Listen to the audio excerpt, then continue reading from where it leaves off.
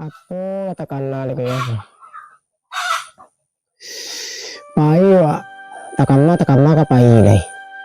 Keadaan mo deko. Pai wa ka kawan lo awak dicari sebelah mata aja no. Keadaan mo deko. Me bacinto. Lagi awak yo jurang lo. Dek kadang susah lo. Baca ro ini. Kamu ni, encak merantau lego. Pada di kampung jo udang dicuin awak aja nyo. Baik mu hele merantau ya. Cibolo di rantau udang le. Udah ada kampung susah jadi mbak le nya. Cibolo di rantau udang le yo. Baru sekarang oh aku rasakan tak punya istri rasanya kesepian. Mama apa jawab bawa botas ha ini kapai hilo di kampung kau ancak lah tu nak langang kampung kau setek.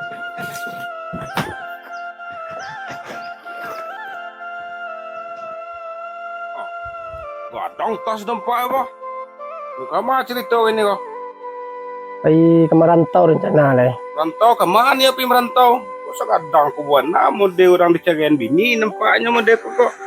Kalau di kampung awak dicuit orang sadua kampung tu nyo. Cuma ke barangke awak di kampung le. Dicuit orang mbak cerita Pokoknya dibawa ko untuk pakake. oh pakai ke nama kau Yo. baru sampai dicuit orang apa cerita udah sebabnya kau Oh, mode ko keadaan susah jadi barangke oleh Cibolo di rantau orang le. oh ayolah kadang nampak atas ini kan Iya. berangke yalah hati-hati rantau Iya. bapak ilah Yep. Baca roh, kalau nak ada orang kemantan lo aja. Rantau orang lo. Encak lawak jalan kaki le. Ndak ada auto lo tunggu lo.